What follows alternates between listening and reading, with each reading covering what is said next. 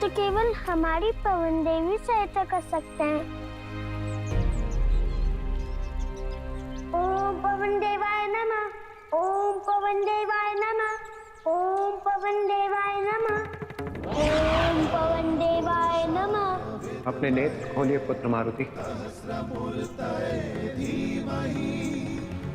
प्रणाम। बताइए पुत्र, कैसे स्मरण किया आपने हमें? हम अयोध्या आए हैं अपने प्रभु श्री राम का जन्म करवाने। हमें ज्ञात है पुत्र, आपके प्रत्येक कार्य के साक्षी रहे हैं। बताइए, क्या चाहते हैं आप हमसे?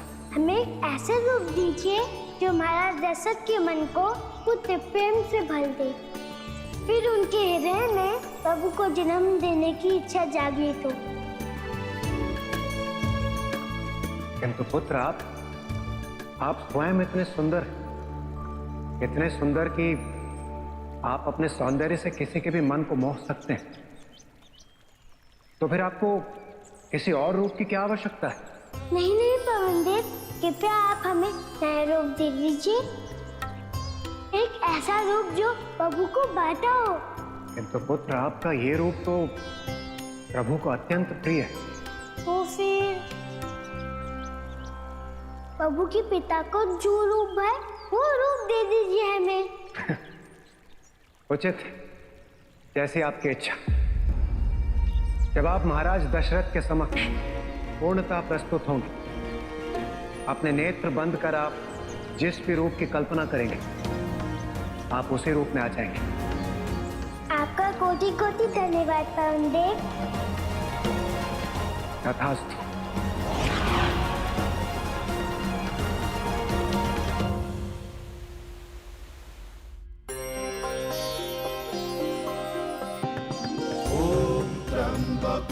यजामहे सुगंधिं पुष्टिवर्धनम् उर्वारुकमिव बन्धना मृत्युर्मुक्षीयमामृता।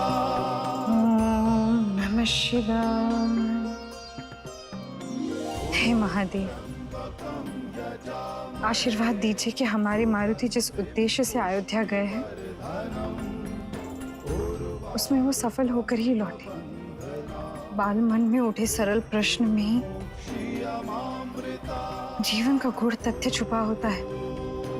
इसी कारण हमने भी कभी उनकी जिज्ञासा को दबाया नहीं।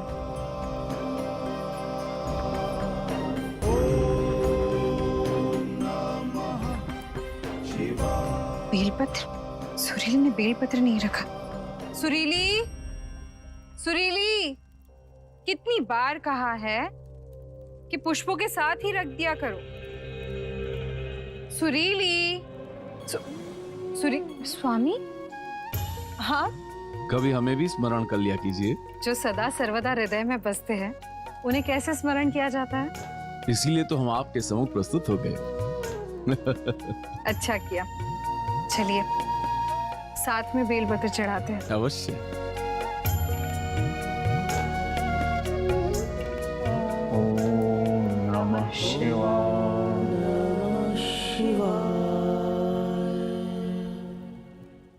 प्रिय, क्या आप जानती हैं हमारे महल में कोई क्यों नहीं है?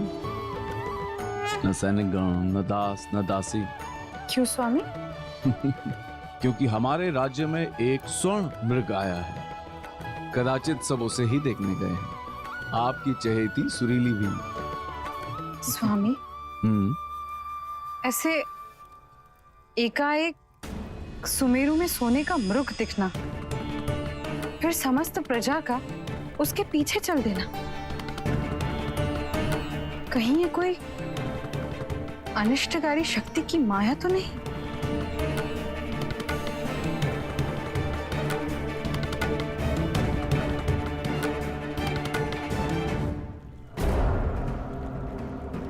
अरे ये तो स्वर्ण मृग लग रहा है। हमारे गांव में कहां से आया? अरे पकड़ो इसको।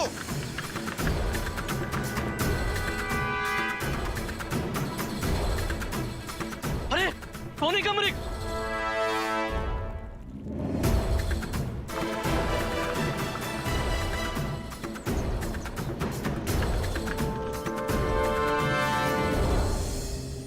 अरे मूर्ख वानरों, मेरी माया में मत उलझो।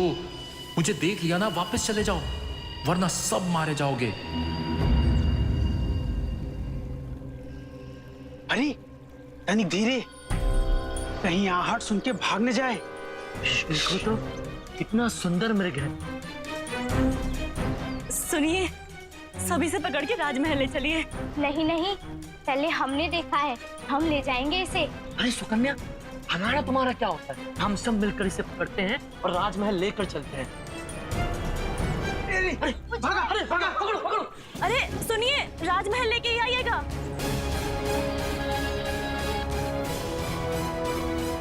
इनको इकट्ठा करने के चक्कर में कहीं मैं ही ना मारा जाऊं। अब यहां से भागना ही अच्छा है।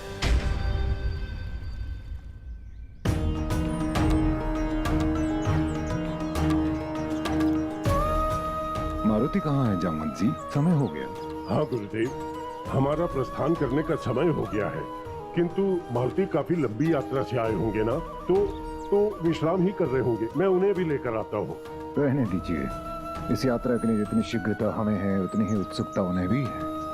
वे स्वयं आ जाएंगे। जी चलिए गुरुदेव, हम प्रस्तुत हैं।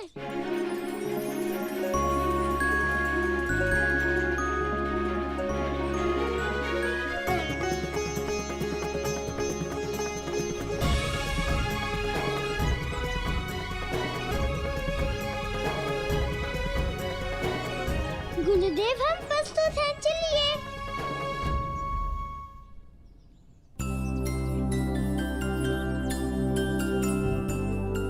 क्या हुआ गुरुदेव? ऐसे कैसे चलिए? जब तक मारुति नहीं आएंगे हम लोग नहीं निकलेंगे यहाँ से। काका हमें पहचाना नहीं, ध्यान से देखिए।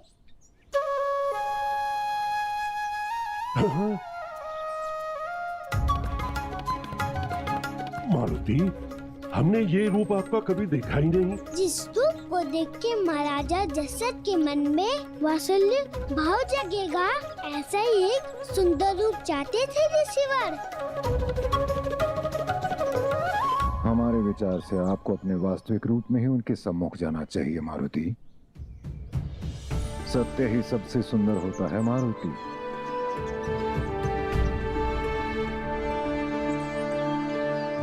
हम सब समझ गए ऋषिवर, हम अभी आते हैं।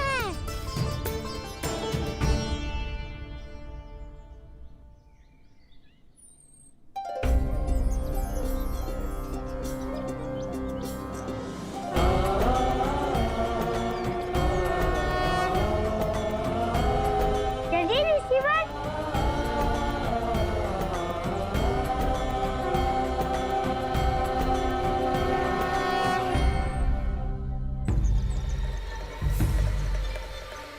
अरे अरे वो देखो, उस पत्थर के पीछे छुप गया।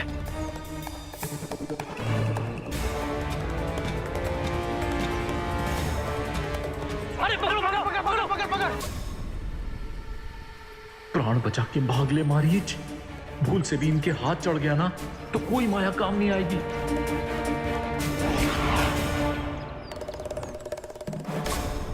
बच गया।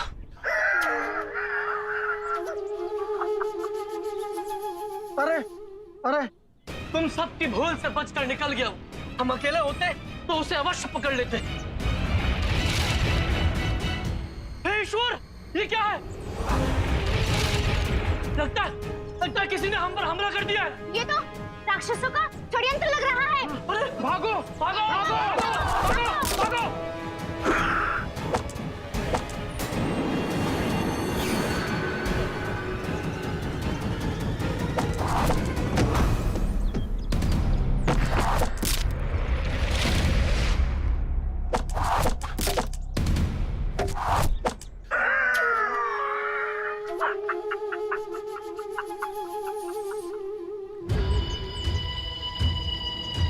फंस गया हमारे जाल में। हे प्रभु, इन्होंने तो किष्किंधा को चारों तरफ से घेर रखा है। एक भी वानर जीवित नहीं बचना चाहिए। आक्रमण! भागो भागो। हर हर महादेव।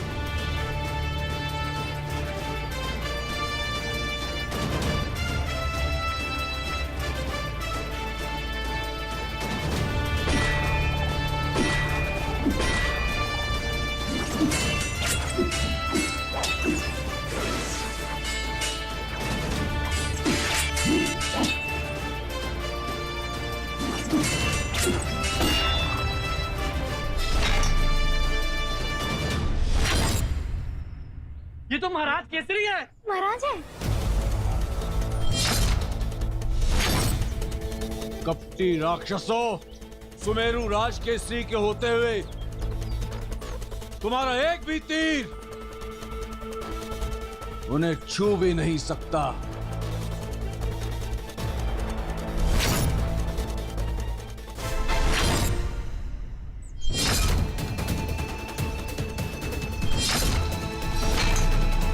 पहले हत्या करेंगे हम तेरी और बाद में करेंगे तेरी प्रजा की।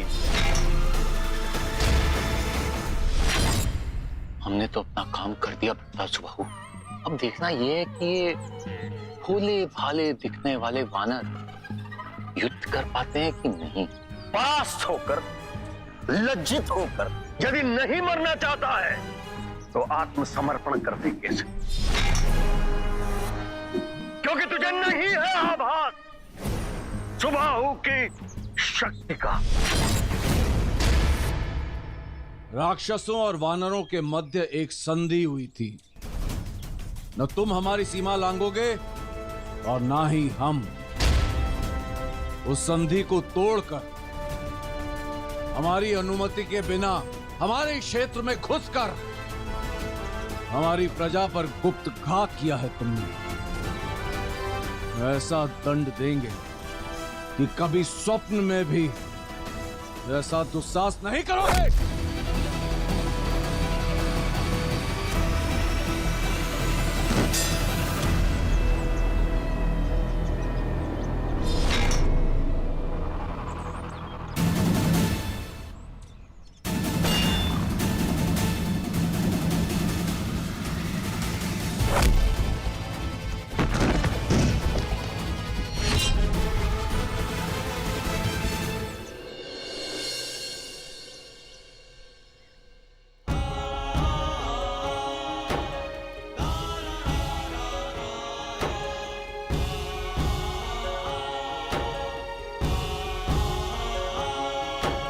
गुरुदेव, अयोध्या के इतिहास में ऐसा दुर्भाग्यपूर्ण दिन कभी नहीं आया गुरुदेव। यदि महाराज दशरथ अपनी रानियों के साथ वन प्रस्थान पर चले गए तो हम प्रजा तो अनाथ हो जाएंगे गुरुदेव। हे गुरुदेव, अब आप ही है जो महाराज को जाने से रोक सकते हैं। महाराज दशरथ के बिना न तो रघुकुल का कोई अस्तित्व रह जाएगा और न ही अयोध्या का। कुछ कीजिए गुरुदेव, कुछ कीजिए गुरुदेव, कुछ कीजिए गुरुदेव। आप सभी लोग निश्चिंत रहें। हम आपको विश्वास दिलाते हैं कि अंतिम क्षण तक हम महाराज दशरथ की मति परिवर्तन का प्रयास करते रहेंगे। आप सभी लोग अपने अपने ईश्वर का स्मरण करें। मुझे पूर्ण विश्वास है कि वे आपकी प्रार्थना अवश्य सुनेंगे। यहाँ की प्रजा तो महाराज से बहुत प्रेम करती है।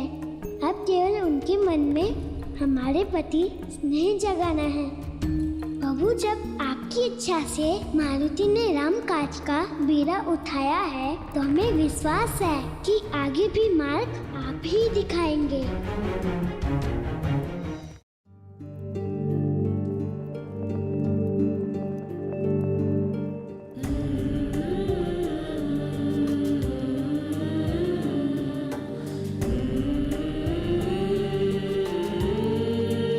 हे श्वाकु वंशजों, मेरे आदरणीय पितरों, आप सभी को दशरथ का प्रणाम। ये निर्णय लेना हमारे लिए मृत्यु से कहीं पीड़ादायक है, परंतु हम क्या करें। एक राजा जो अपने राज्य को अपना उत्तराधिकारी तक न दे सके, उसके पास वानप्रस्थ के अतिरिक्त और मार्ग ही क्या बचता है। हमारे जीवन की सबसे बड़ी विडंबना यही है, जिस राज्य को हमने अपने प्राणों से बढ़कर संभाला, आज उसे बिना किसी संरक्षक के छोड़ के जाना पड़ रहा है। ऐसा अभिशप्त जीवन किस काम का। हमने आज तक अयोध्या के लिए जो कुछ भी किया उसका कोई मोल नहीं, क्योंकि ये इतिहास हमें एक असफल राजा के रूप में ही स्मरण रखेगा।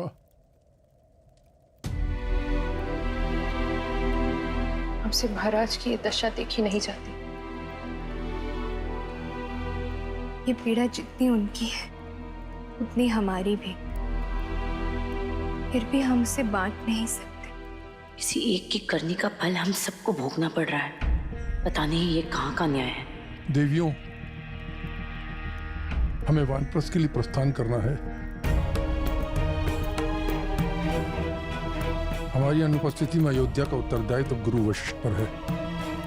महाराज दशरथ, अभी आपका वनप्रस्थ जाने का समय नहीं आया है।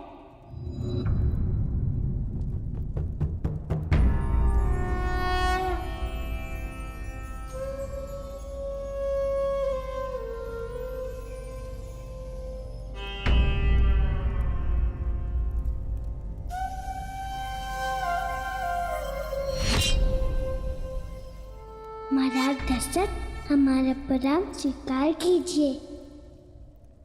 प्रणाम।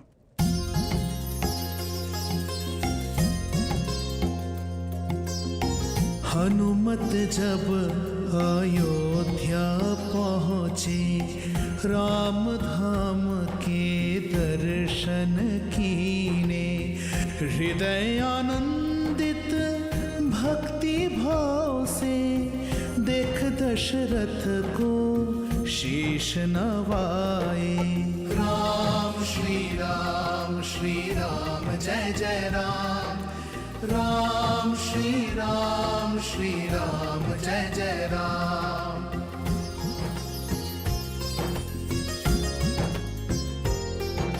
हाथ जोड़ के प्रणाम है कीने, राम पिता की दर्शन कीने।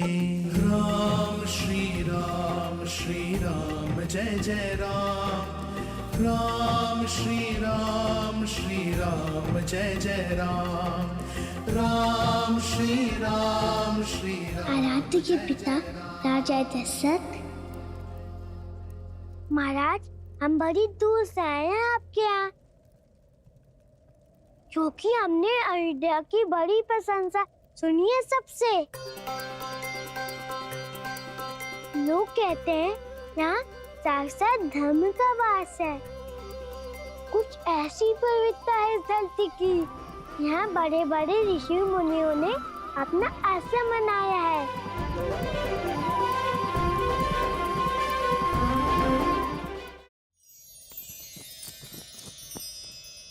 इस कारण हम अयोध्या के भ्रमण का आनंद लेने आए हैं। क्या हम आपके यहाँ कुछ दिनों तक रुक सकते हैं? क्या हम आपका परिचय जान सकते हैं? आप हैं सुमेरु प्रदेश के राजा केसरी पुत्र मारुति।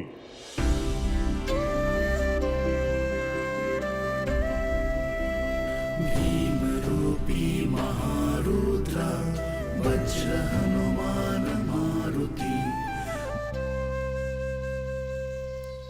प्रणाम गुरुदेव। वृक्षराज जामवन जी को दशरथ का प्रणाम। अच्छा, तो आप महाराज केसरी के पुत्र हैं। हमने उनके विषय में बहुत सुना है। वो भी हमारे समान ही अनन्य शिव भक्त हैं।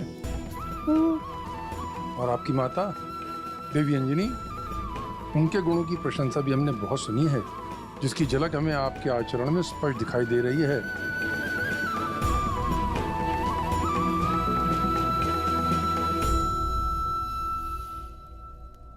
हे मारुति, हम आपको अपना अतिथि स्वीकार करते हैं।